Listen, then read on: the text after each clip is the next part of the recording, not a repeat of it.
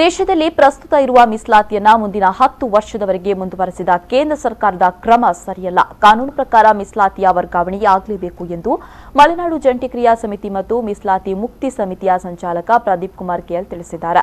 ಅವರು ಸುಳ್ಯದಲ್ಲಿ ಸುದ್ದಿಗೋಷ್ಠಿಯಲ್ಲಿ ಮಾತನಾಡಿ 2020-21ರಲ್ಲಿ ಕಳೆದ 20 ವರ್ಷದ ಚುನಾವಣಾ ಕಮಿಟಿಯ ತೀರ್ಮಾನದಂತೆ ಕೊನೆಗೊಳ್ಳಬೇಕಾದ ಮೀಸಲಾತಿ ಕ್ಷೇತ್ರವು ಕೇಂದ್ರ ಸರ್ಕಾರದ ರಾತ್ರೋರಾತ್ರಿಯ ನಿರ್ಧಾರದಿಂದಾಗಿ ಕ್ಯಾಬಿನೆಟ್ನಲ್ಲಿ ಇನ್ನೂ 10 ವರ್ಷಕ್ಕೆ ಈಗ ಇರುವ ಮೀಸಲಾತಿಯನ್ನೇ ಮುಂದುವರೆಸಿರುವುದು ಈ ದೇಶದ ಪ್ರಜಾಪ್ರಭುತ್ವದ ಶಾಸಕಾಂಗ, ಕಾರ್ಯಾಂಗ ಮತ್ತು ನ್ಯಾಯಾಂಗ ಹಾಗೂ ಸಂವಿಧಾನದ ಸ್ಪಷ್ಟ ಉಲ್ಲಂಘನೆಯಾಗಿದೆ. ಅಲ್ಲದೆ ಇನ್ನೊಂದು ಪ್ರದೇಶದ ಎಸ್ಸಿ ಮತ್ತು ಎಸ್ಟಿಗಳ ಹಕ್ಕು ಕರ್ತವ್ಯಗಳಿಗೆ ವಿರುದ್ಧವಾದ ನಡವಳಿಕೆಯಾಗಿದೆ. ಆದ್ದರಿಂದ ಕೇಂದ್ರ ಸರ್ಕಾರ ಸಂವಿಧಾನ ಬಾಹಿರದ ಏಕನಡತೆಯನ್ನ ಸಮಿತಿಯು ಖಂಡಿಸುತ್ತೆ ಅಂತ ಹೇಳಿದರು.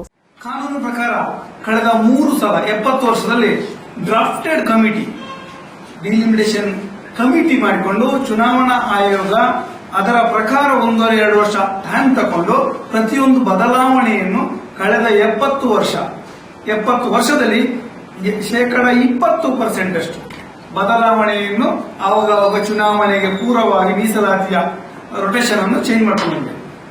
ಉದಾಹರಣೆ ವಿರಾಜಪೇಟೆಗೆ ಇಲ್ಲಿ ಹತ್ತಿರದ ಹೇಳಿದ್ರೆ ವಿರಾಜಪೇಟೆಗೆ, ಆದ್ರೆ ಸುಳ್ಯದ ಇನ್ನೂ ಹತ್ತಿರದಲ್ಲಿ ಹೇಳಿದ್ರೆ ಸಕಲೇಶ್ಪುರ ಒಂದ್ಸಲ ರಿಸರ್ವೇಶನ್ 20 ವರ್ಷ ಆಯ್ತು, ವಾಪಸ್ ಇದಾಯ್ತು, ವಾಪಸ್ ರಿಸರ್ವೇಶನ್ ಬಂತು. ಮೂಡಿಗೆರೆ ಅಂತದ್ದು, ಆನೇಕಲ್ ಅಂತದ್ದು, ಸುಳ್ಯ ಅಂತ ಸರಿಸುಮಾರು 36 ಕ್ಷೇತ್ರಗಳು ಕಳೆದ 70 ವರ್ಷದಿಂದ ಒಂದೇ ಮೀಸಲಾತಿ ಹೆಸರಲ್ಲಿ ಇದೆ. ಮೀಸಲಾತಿಯ ಡಿಲಿಮಿಟೇಷನ್ ಆಕ್ಟ್ಗಳು ಇವುಗಳೆಲ್ಲ ಸಂವಿಧಾನದ ಹಕ್ಕುಗಳು ಸಮಾನತೆ ಹೆಸರಲ್ಲೇ ಬಂದಿದೆ. ಸಮಾನತೆ ಹೆಸರಲ್ಲಿ ಅಸಮಾನತೆಯನ್ನೇ ಬಿತ್ತಿದೆ ಈ ಸಂವಿಧಾನದ ಇದರಲ್ಲಿ.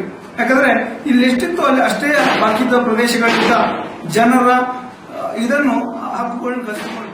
ಸುದ್ದಿಗೋಷ್ಠಿಯಲ್ಲಿ ಸಮಿತಿಯ ಅಶೋಕ್ ಎಡಮಲೆ, ಪ್ರವೀಣ್ ಮುಂಡೋಡಿ, ಚೆನ್ನಕೇಶವ ನಾಯಕ್ ಉಪಸ್ಥಿತರಿದ್ದರು.